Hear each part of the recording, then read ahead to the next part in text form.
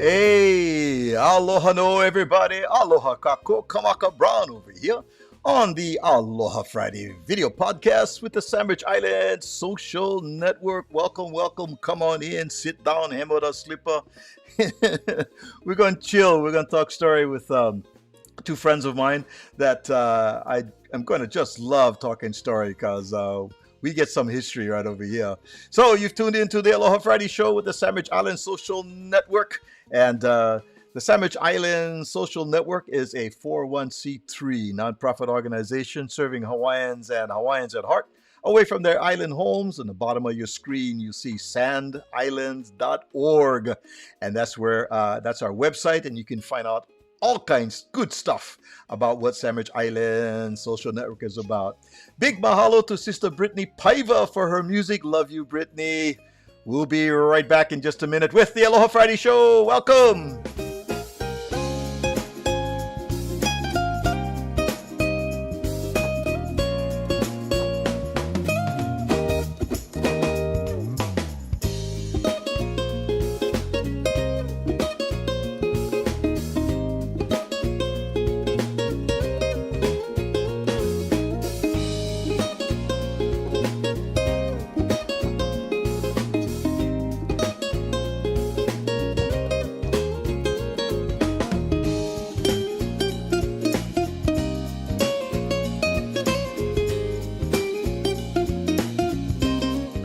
Alrighty then, we're locked and loaded over here, and I am so happy to have two of these gentlemen, two of these brothers on the show today. And they, before we went on the air, we were talking story about stuff that I haven't thought about in a long time. Please welcome to the Aloha Friday show. Right now, over here on my left is a gentleman that has made an amazing name for himself in the world of wine. He is Hawaii's very first Master Sommelier at a time when there were only 9 in the country. Back in 1989, Chuck Furuya became Hawaii's first and the number 10 in the nation Master Sommelier. What's up, Chuck? Welcome. What's up, JK? Kamaka? and the time when me and you, Chuck, was rampaging through Waikiki, this gentleman wasn't even around yet, but that's okay. This is your son, your prodigy. Kale, welcome, brother. What's up, bro? Thank you for having us. So we spanned several generations over here, man. Several generations of people right here. And we have our friends that are already loading up over here, and they're already commenting and want to say hello.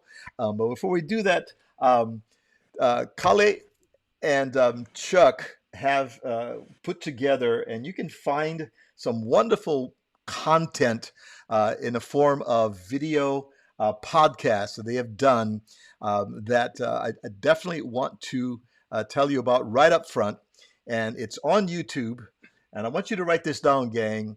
Write down Chuck Furuya Uncorked. Chuck Furuya Uncorked. Just go to YouTube and in search, just put Chuck Furuya Uncorked. There is a ton of information. There's some great videos, some great podcasts. Kale is the brains and the intellect behind it, and Chuck is the beauty. So there's brains and beauty that's involved in this whole process, right? Now, Chuck, you're on Lanai right now. What you doing on Lanai, Chuck? So I consult over here. So I come over here once a month. Yeah. For 3 days, 3 nights, and I consult for 2 of the hotels here. There's 3 hotels. I consult for 2 of them. Sweet. Okay. Yeah. All right. So bringing for the last 2 years, bringing some education and some awareness to wines in that community. And how has that progressed in the last 2 years? Oh, it's truly remarkable. So rather than just making a wine list, I believe in helping to create a wine community. So like I do all these tastings for the public, for the trade, and then like last night we did this special dinner, and this chef over here is so gifted. I'm fortunate because I get to work with a lot of the great chefs of the world. Yeah. And this guy is truly one of the finest talents I've ever worked with. And so we select one wine, and then he, his team, and I, we create dishes that go with that one wine, just so the foodies can enjoy good food with a little bit of wine. Okay. All right. And so now, and I hesitate to say this, Chuck, because you and I come from a whole different generation of fine dining and classic dining and classic chefs. Back in the day, there were most of them were Europeans, the chefs and the food and beverage managers. Either were from Germany or from Austria, or a lot of that happened in our day. And of course, as we move forward, so many things have occurred. And along comes Kale, another generation of wine aficionados.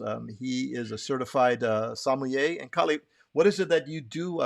How are you keeping your time uh, now? What do you do with yourself, Kale? So I run a wine program for a restaurant called Mara. It is Ah, a Mediterranean restaurant at the new Marriott Renaissance right on Kapiolani Boulevard.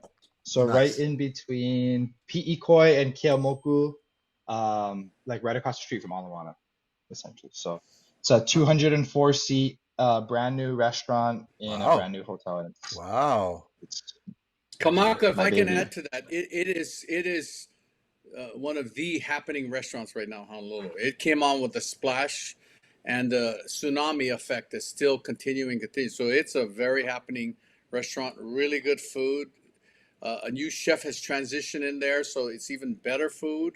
I mean, it started off as really good food. Now it's even better. I mean, so Kelly's got a great wine program there. And I'm not saying that as a father or as a relative. I'm saying that as a lover of good food and good wine. This restaurant is the real deal.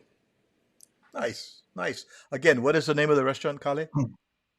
It's called Mara, Mara. M But A R actually, A. we're about to change it. Sorry, it's a little confusing, but we're about to change the name to Sera, Sera. So there's been a little bit of transition. Okay. So in the next like couple weeks, it's gonna change to Sera. Yeah. Uh-huh. And remind me again, because I have short-term memory. Did I mention I have short-term memory? How long has that restaurant been open? How long has it been open? So our first night of service was April 3rd. Okay. I've been working there since the beginning of March, though, but Okay. or last year. That's Yeah, March. Okay. All right. yeah. Here is Kay Bennett from the West Wing of the Brown Bennett establishment here in Simi Valley. She is checking us out. She's saying aloha you all. Thanks for dropping in there from the West Wing. And this is funny because here's Kay saying, "I know you've known him a long time when you call him JK. I know." I was just, oh yeah, oh yeah. I'll have lots of stories to share about that. Here we have, a good brother right here. Brother Marty Burns is saying Aloha Friday kako. Aloha Marty.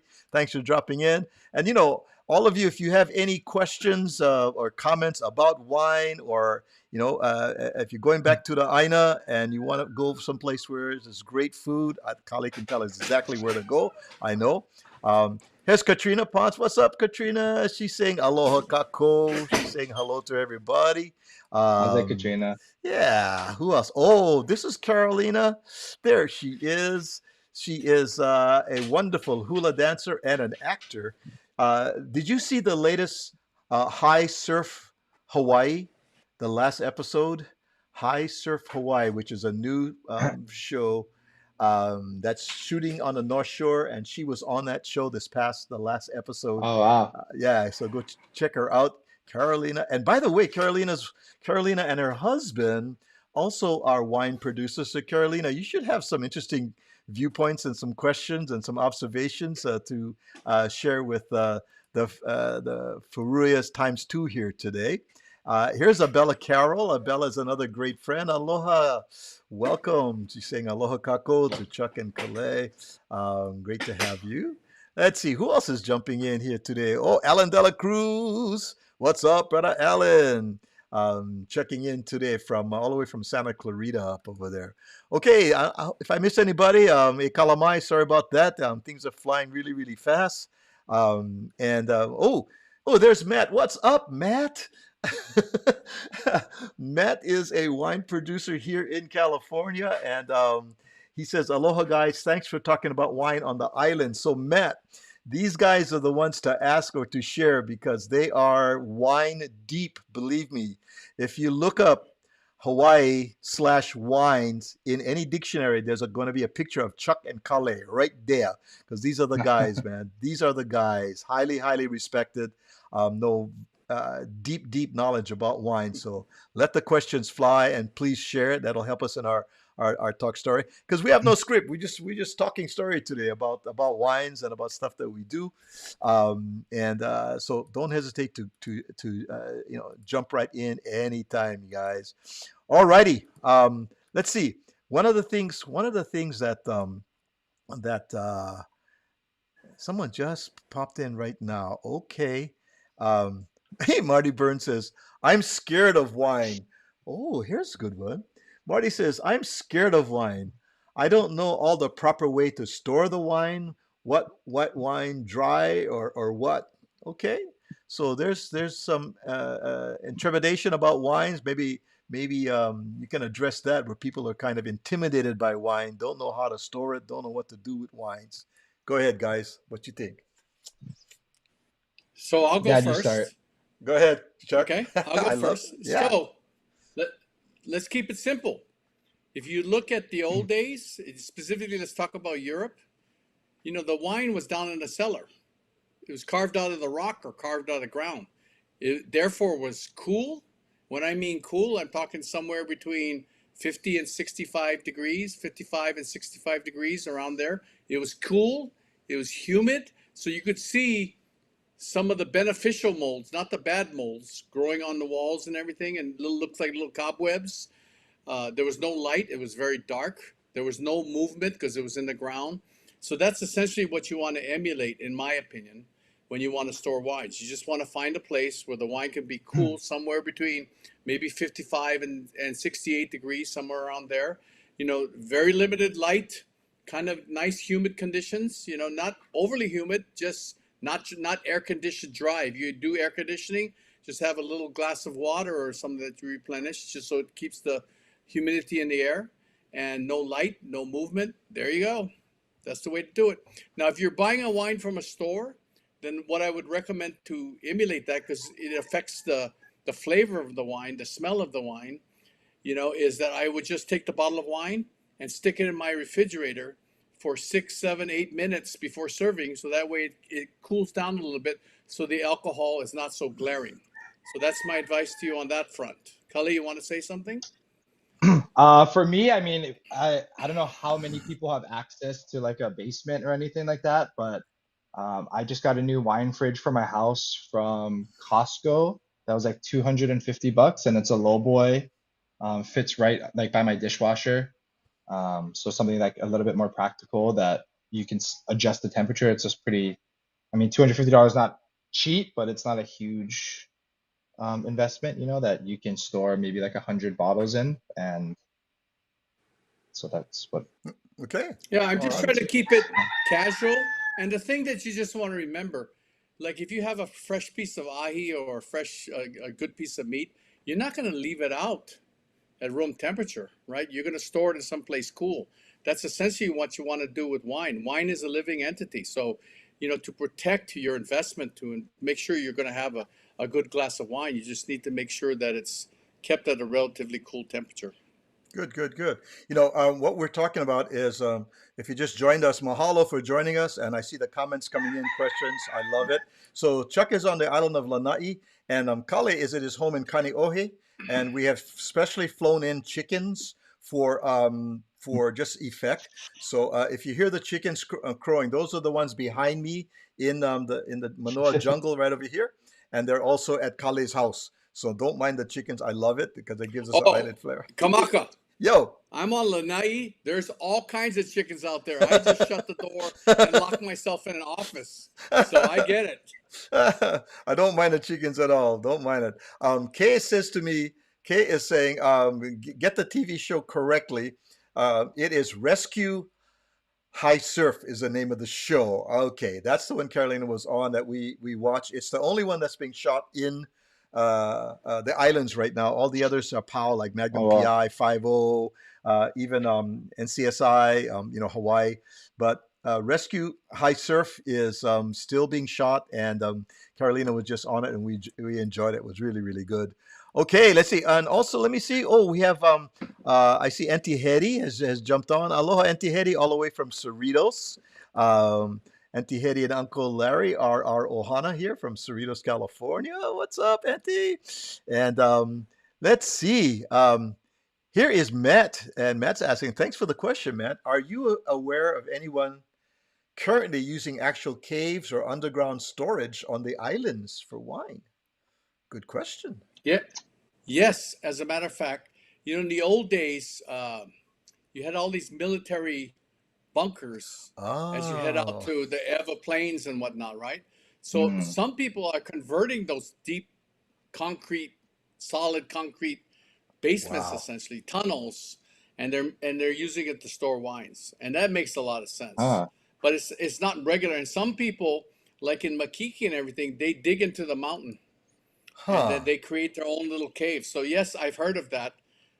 There's a guy I went to. They asked me to evaluate his cellar a few years ago, and he lives on the sides of Diamond Head on the ocean side, Diamond Head crater, and he had burrowed into the Diamond Head and Huh. created a cellar there too. So yes, I And have heard of that. and it was cool enough. Yeah, and the thing Wow. about that guy in Diamond Head, besides the natural ambient temperature, he had a generator as a backup. Wow. Just in Yeah. case. Just in Yes, in case. case. Yeah.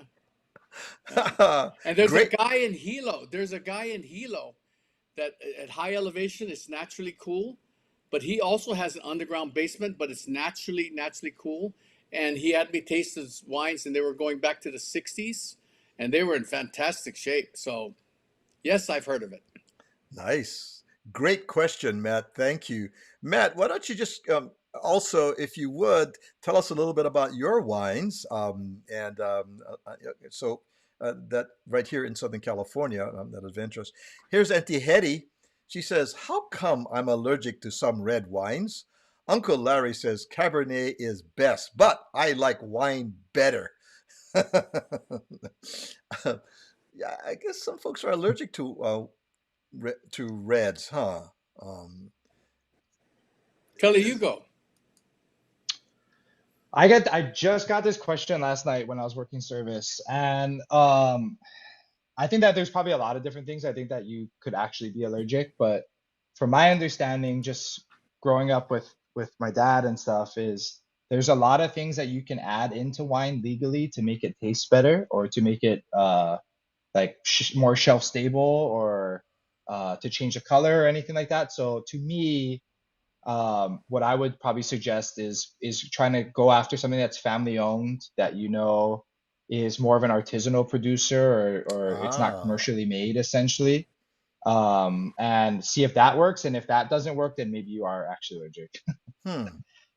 Never thought about Yeah, I, I, commercially produced I, wines with a lot of additives. Interesting.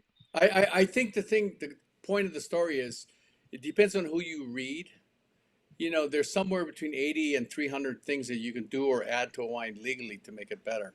Hmm. So I don't know what the exact number is, but the point is there's more than just one. It's not based upon tannins or alcohol only is the point. And so Mhm. that's why when I go to wine country, I go to wine country a lot. I don't go to wineries.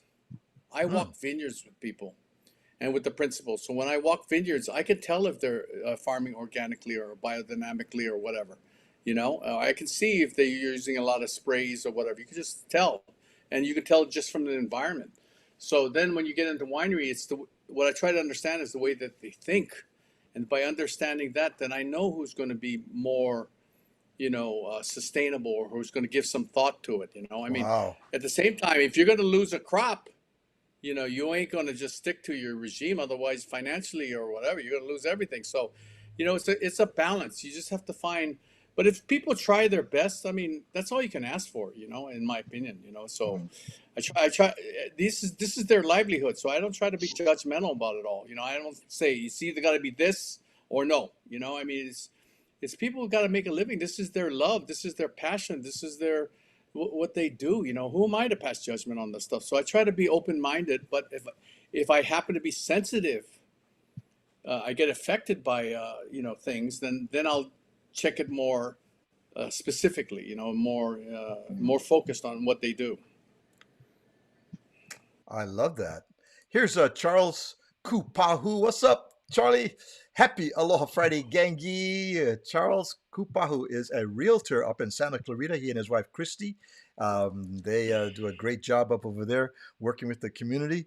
Here's Kevin Wiedemeyer. What's up, Wiedemeyer? He goes, wine made in my driveway, aged in the garage. What you talking about? You take off your slippers and actually mash your own grapes in your driveway.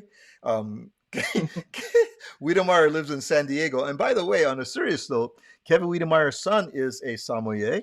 In fact, he just moved back, right, Kevin? Where is he at, Kevin? Maybe you can share that where your boy is at, because I know we were talking And wines not too long ago. so is with the name Whittemeyer, is that like Charlie and Hermit, Yes, or is that? yep, that's all his ohana. Wow, Mm-hmm, mm-hmm, wow, wow, wow, wow. You absolutely. know who that is too?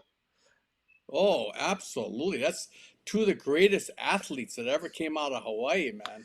We Herman, I had, think, was an All-American, and Charlie yes. was like, I think Michigan State or something like. Those were two For like football? incredible, yeah. Mm-hmm. No, not only football, just incredible athletes, All around like athletes. all-time Hall of Fame.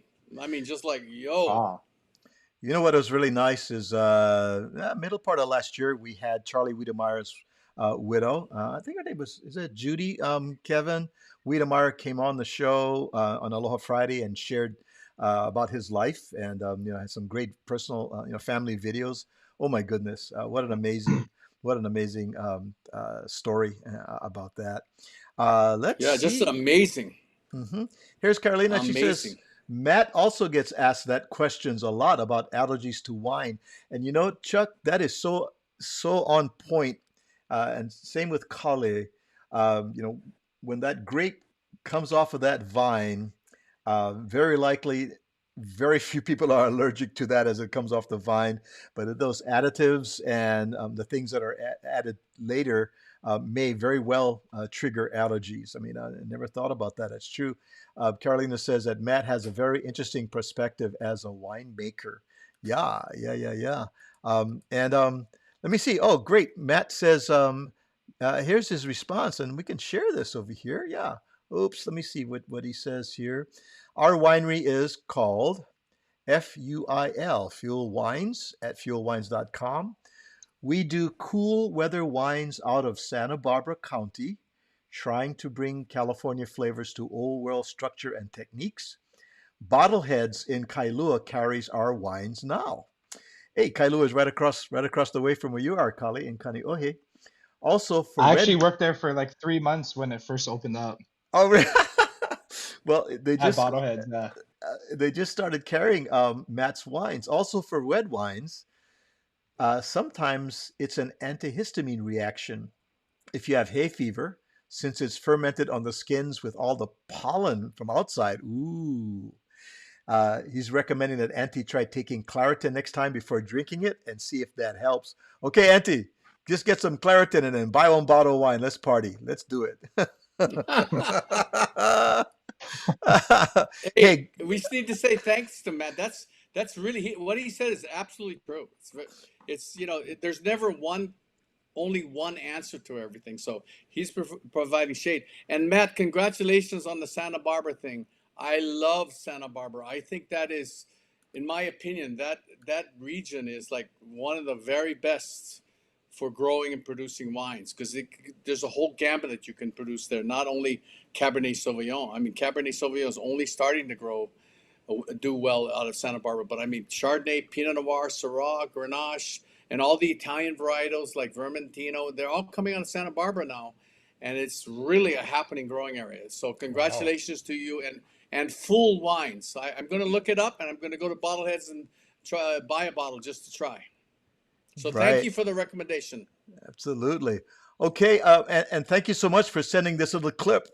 Kale sent this last night. Let's take a look at this. Everybody, welcome to Chuck Furuya Uncorked. Here we are in Santa Barbara, California, wine country. We get asked so frequently, where should I go? What should I see?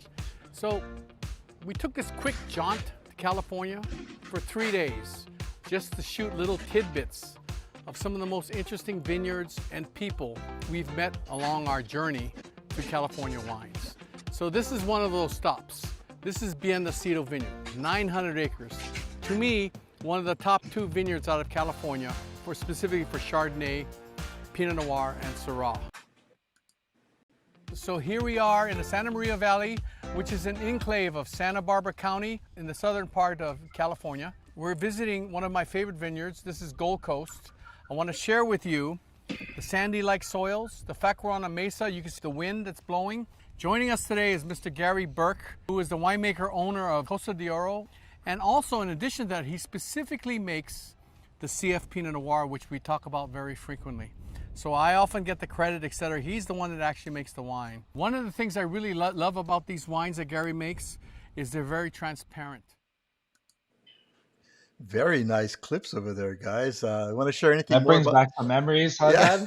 Dad? Tell us about your Santa Barbara trip up there.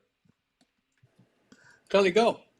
So that was the whole dream for Chuck Furuya Uncorked, in my opinion, was at some point just sitting around a table and talking story for us about like these wines was interesting, but we wanted to really show, like my dad said a little bit earlier, to him, like traveling a wine country with him, he spends like all day long in vineyards, and to him, like that's a maybe the biggest component of a great wine is the vineyard that it's coming out of. And just to showcase, I think that's what makes wine cool. We went on a trip to like the southern Rhone Valley or southern France essentially, and to Etna a couple Octobers ago, and that really changed my life, as far as like really really sparking the passion and the drive to keep studying and keep learning about this. And that was kind of the idea of trying to capture that, in a setting that anybody can watch online, and Santa Barbara, we got to spend a few days with all these really famous winemakers, just walking vineyards and talking story and eating lunch with them and seeing what they cook and what they like to eat and what they like to drink, maybe even more importantly. And just really, like, now after that trip, for myself at least, just seeing it firsthand, and hopefully you can even get that through the video, is I have a pretty good understanding of Santa Barbara and a pretty good understanding of southern France now and a pretty good understanding of Etna. And that was just like the mission that we were trying to do with that series essentially.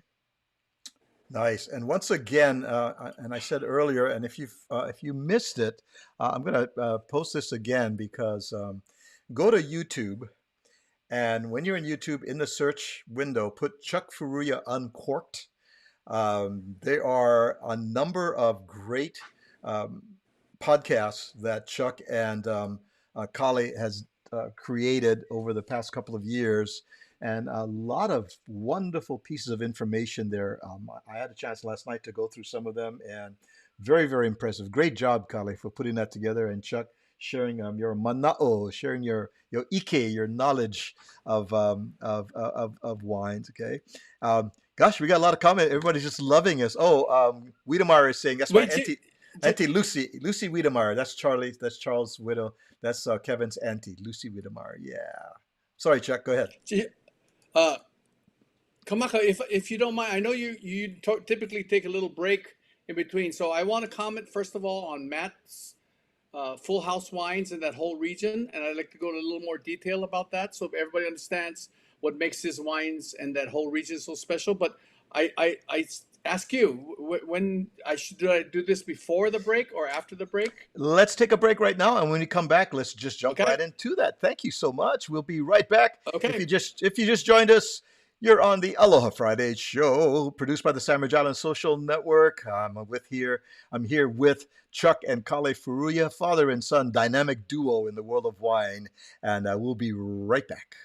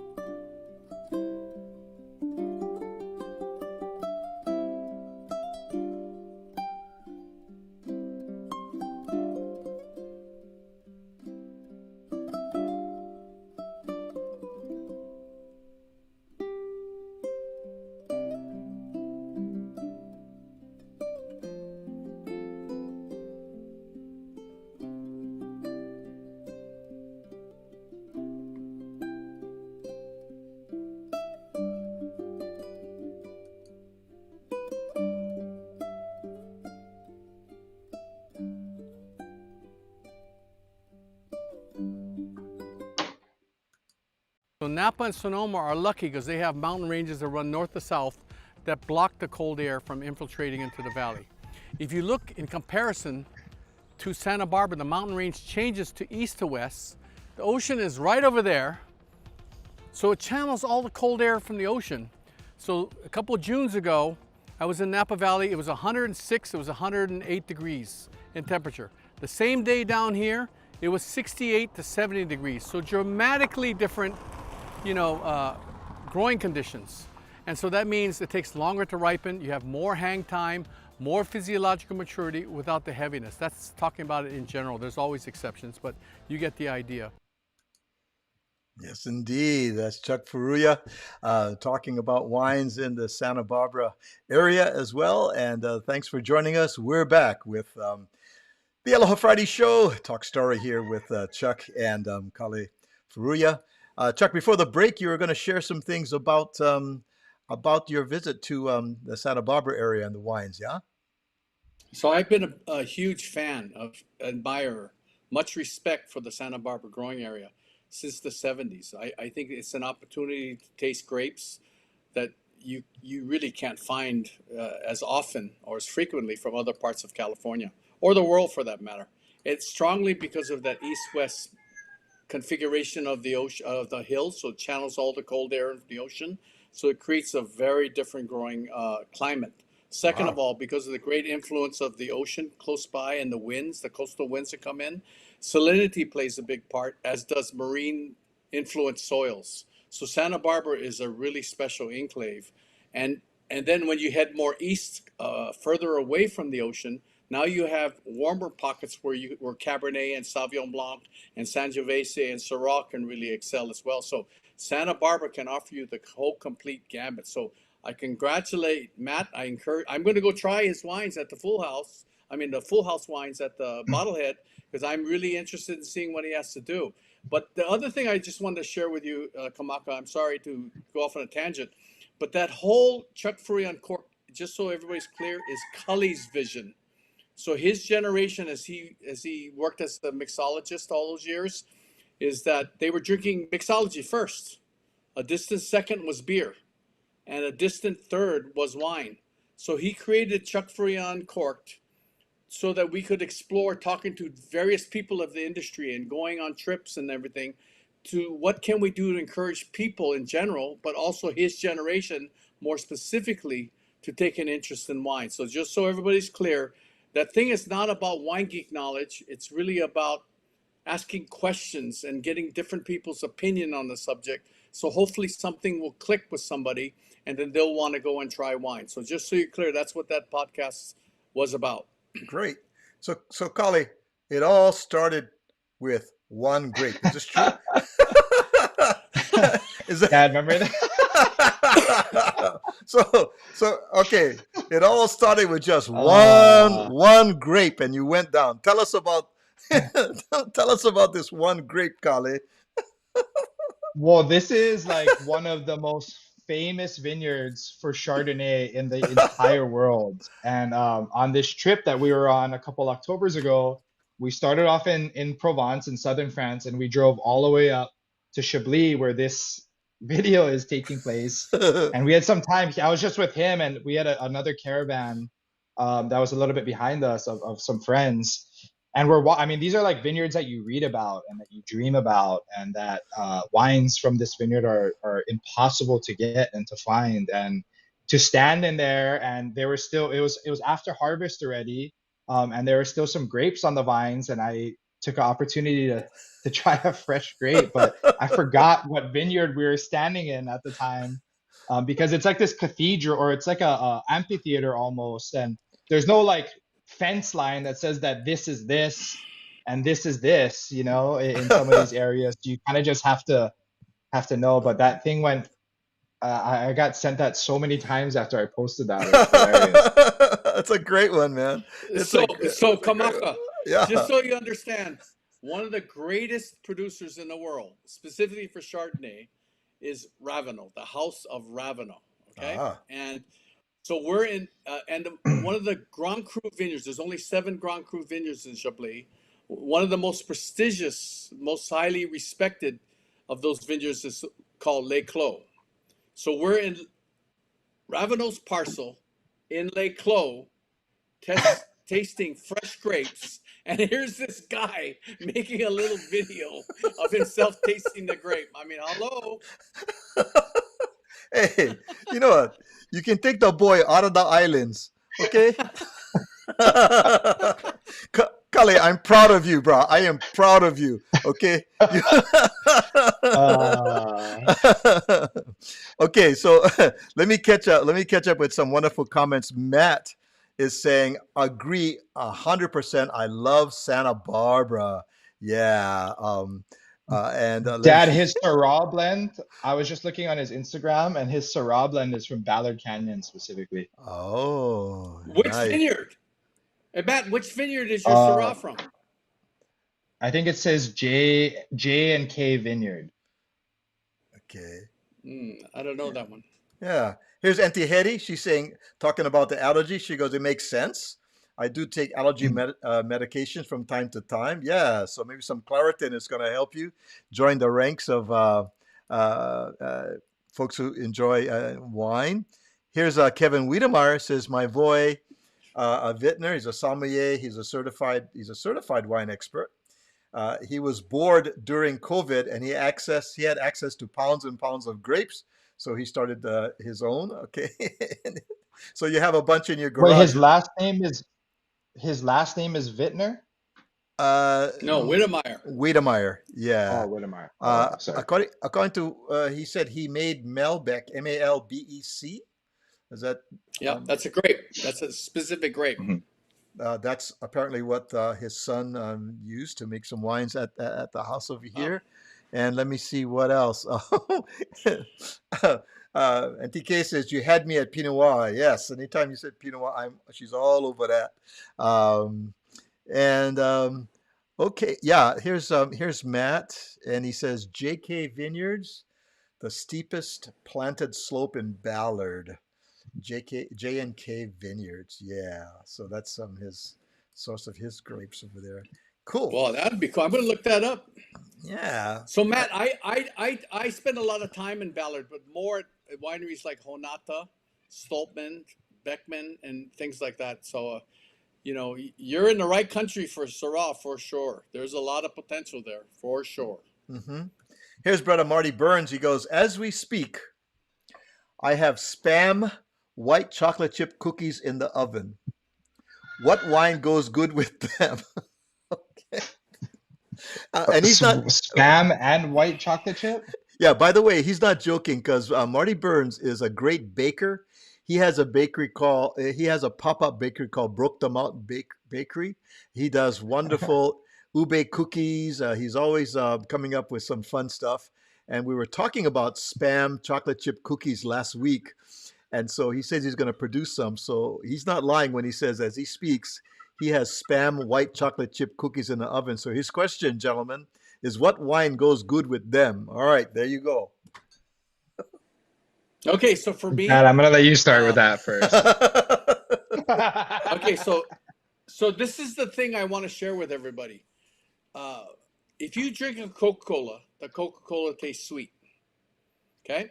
If you eat a Snickers bar first and then drink the Coca-Cola will taste dry and bitter. And what I learned from that is whatever you drink has to be slightly sweeter than whatever it is that you eat. Otherwise, Ah, the alcohol and bitterness gets glaring. Okay, so he has a dish that has sweetness. So we're probably going to have to look at a sweet wine. It has chocolate, but it also has the protein, the meatiness of Spam, the fat of Spam. And the So with the wine saltiness. I would therefore recommend is kind of obscure in a certain way, but it's not in availability. And it's a wine that's called Banyuls, Banyuls, Banyuls, that comes from southern France, right on the Mediterranean, exactly where the Pyrenees Mountains dives into the Mediterranean on the Spanish border. So it's these steep, very rocky hillsides that this wine is grown, and then it's fortified like a port. They add alcohol to stop the fermentation, right? And so it leaves some sugar inside. So this Banyul is a red wine. In the region, they serve the wine very well chilled, and they serve it either as an aperitif on the rocks or they serve it with desserts like chocolate. So in the case of his dessert, because he's trying to challenge us with spam and white chocolate, that's the wine I would serve, and I would serve it well chilled. Ah, Okay, that's my answer. Kale, you want to add to that? I am not gonna compete with that answer, but I think that it's a wine that I carry on our list at Mara that we serve by the glass. It's one of two dessert wines, and to me, it's like one of the best pairings that we have in house, and we pair it with a Greek chocolate cake essentially. Wow. But Okay. just to add on to what he says, it's a really old school traditional way of making dessert wine, and it's called a Vindu Natural, and it's just like about instead of like port where it gets real raisinated and pruny, this one's more about freshness and vibrancy, and in my opinion. Okay. I need you to stop right there because that's how people describe me as raisiny and pruny. So I'm offended. I'm triggered by what you just said, Kali. Shame on you. Talking to an old man like, Hey, hey, Kamaka, yo. on this show, these two guys are saying, "Stop your whining." I, um, um, in fact, here's Matt, and he says, Matt says, "Let me know when you're coming out next." You got Matt excited. He would like to meet you guys, and Matt, you guys make it over to Oahu. Hit up Kale or Chuck, and I'm sure you guys would have some great conversations and share some great bottles of wine too. Here's a question from Abella. I love this question. What is the difference between corked wine and twist caps? Is one preferred over the other? Hmm. That's a very You want complicated question. Go ahead, Chuck. What do you think? Okay, so there's many different topics to cover on this. But Okay. what people essentially need to understand is the cork is made from the bark of a tree generally. There's now more synthetic ones made, but overall, the old-fashioned way was the cork was made from the bark of a tree, of a type of oak tree, right? So because of that, when you look at it, it looks straight, but when you look under a microscope, it has all these nooks and crannies. And so it's a perfect atmosphere or perfect place for unwanted bacteria, molds, etc., to fester. So that's why sometimes we get a corked wine. At the same time, the positive side is you get a very slow oxidation, which makes the wine mature, and because the cork is made of essentially like wood, it adds some complexity to the wine because it's stored on the side or at an angle, so the wine does touch the cork. So some people believe it really aids in the aging of wine, makes it more complex, makes it more interesting and rounder, etc. Whereas the corkscrew is airtight. Not all, but some are very airtight, and so you get a fresh wine. There's no possibility of a corked wine because you have that tight seal. You know, so my big question is, with a bad cork, you could have a term that's called corked wines. It's faulty because the cork has some type of unwanted bacteria or mold or something like that it's affected the wine. So that wine is called corked. So when you have that happen, which is not possible, but if you were to have that happen with a screw cap, my question is, would the wine be screwed or would it be twisted? I was like, where is That's this my going? question back. That's where Kali, I seen that coming, man. He was just reeling us in. And I think that what it comes to at the end of the day is that I mean we serve a lot of screw cap wines at our restaurant and in our program, and I'm sure he does as well. And what he's saying about freshness in a screw cap, I think that that's just meant to be enjoyed right now. It's not something that you're gonna cellar and store away. It's with wines that we buy that have screw caps, they're intentionally designed to be drank chilled or drank by the case essentially, is kind of what we're looking at. Mm-hmm. Mm-hmm. Okay. Yep. Rather than Or something that's like you're gonna store and age, it's just like uncap it and glug glug. Okay. There's Auntie Hetty talking to Marty, who's making the spam chocolate chip cookie. I'll be right over, Marty. Auntie Hetty's Auntie Hetty lives fairly near to Marty. She's gonna ride on over with Uncle and get some spam white chocolate chip cookies right out of the oven. Oh my goodness, that's funny. That's funny. Great question. And uh, Bella says mahalo for that answer. Um, I have something here. We say that, and you'll notice this when and wine tasting. This happens in which the nose plays a very important part of determining the experience that you're going to have over here. Tell us about the nose and how important that is. Um, Chuck, tell me about the So, nose. again, there's never only one answer to all these questions. So to me, the nose is probably the most important facet of tasting wines if you're going to get in deep. If you're just there for enjoyment, the nose really doesn't matter as much. You can just glug glug, drink whatever you want.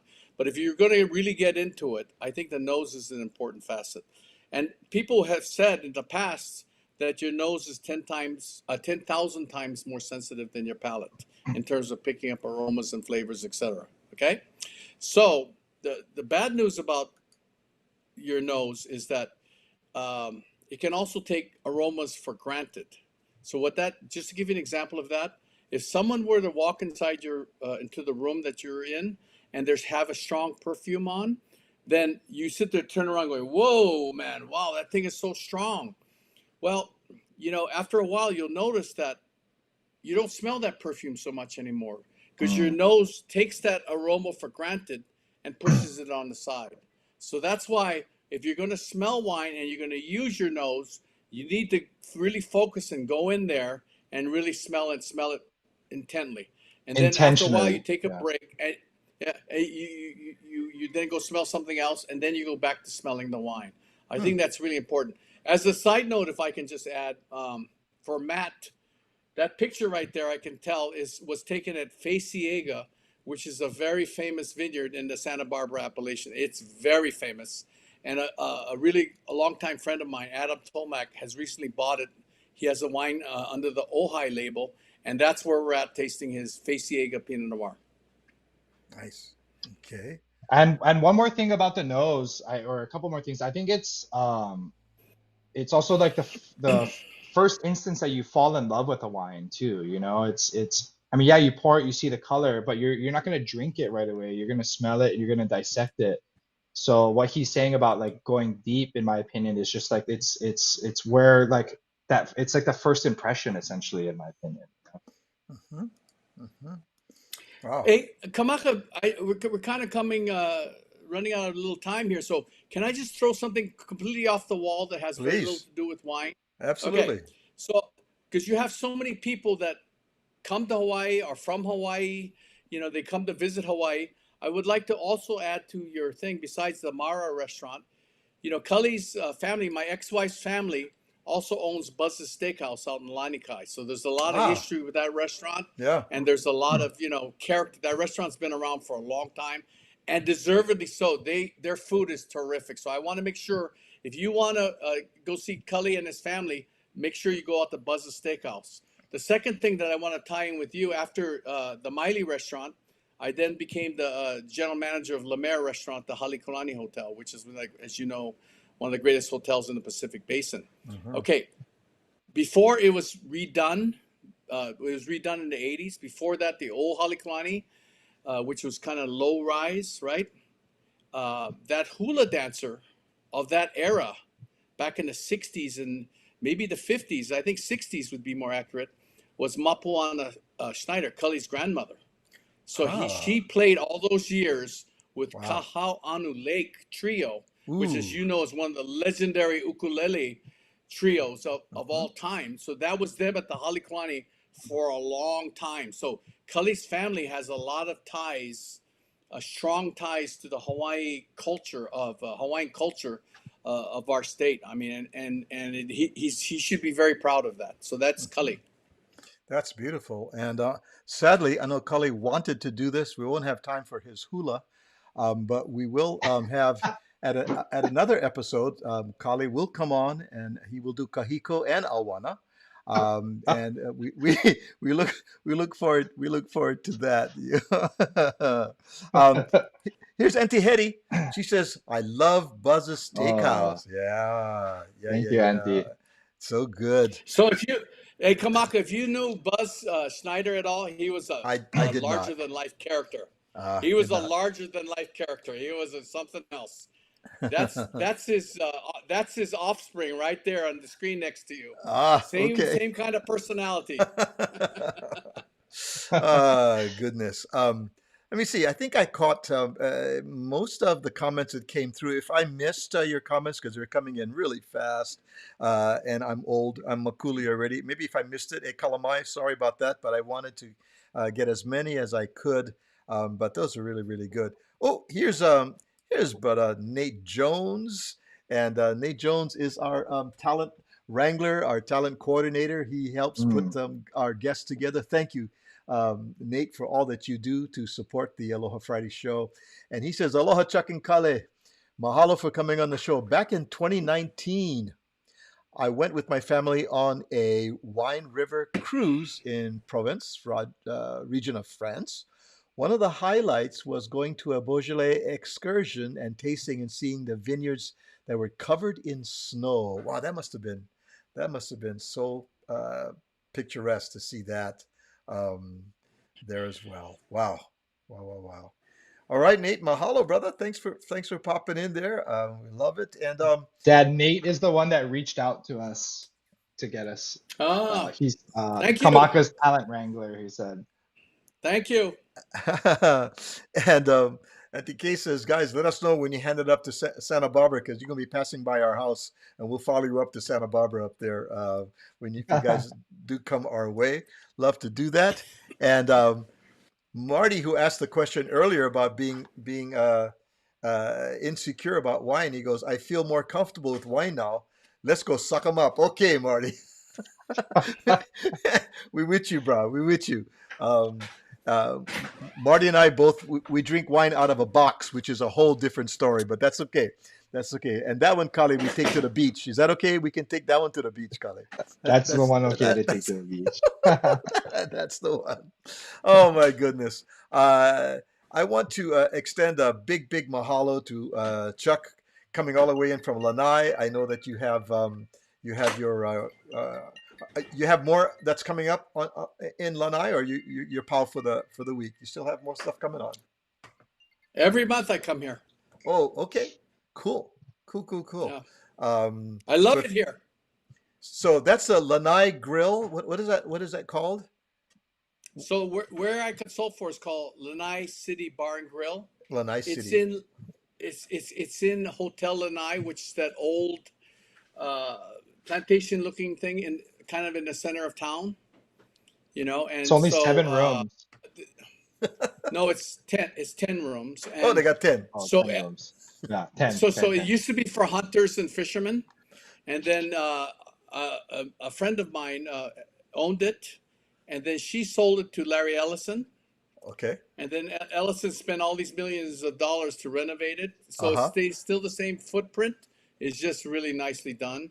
And this Yeah. Lanai City Bar and Grill has this incredible chef, and he just left last night to go to Las Vegas. Excuse me, to Palm Springs. He's the chef for one of the chefs for the tennis classic called Indian Wells. It's one of the 4 or 5 top tennis tournaments in the world, and so he's very involved with that, with doing food. So Ellison brought him here to this hotel, and this I love working with this guy. This guy's food is incredible. So you ever come to Lanai, all of you listeners, please stop by Lanai City Bar and Grill. It's worth it. Their Perfect. burgers are excellent. Perfect. Perfect. Exactly. A good destination on the island as well. And so, folks visiting the islands, they can come see you over at Mara's, Hmm. soon to be changed. Mara, soon to be called Sera, Sera. Sera. Okay. But not going to change you. You will be there. Absolutely. I'll be there, yeah. Oh, big mahalo to Chuck and Kale Furuya. So good catching up with you guys. And Chuck, please give my aloha to Cheryl and such great memories there as well. Thank you to Brittany Paiva for sharing her mele, her music, and all of you out there who came on board to share this moment with us. And Carolina just says, "Mahalo nui, Uncle, for bringing on the best guests." We're looking forward to connecting with Chuck and Kale. Absolutely, you and Matt, you guys make that connection, and especially since you have the love for that Santa Barbara area. Furuya, as you guys come our way, we need to know so we can get together and enjoy up there as well. For now, thank you so much for joining us, everybody. We're here every week. On Fridays, we have more guests that are coming up. This was the first of the year of 2025 for us, and we've got many more guests coming your way. For right now, we're going to say aloha and ahui ho, and we will catch you next time on the Sandwich Island Social Network. Aloha Friday Show! Bye, guys. Thank you.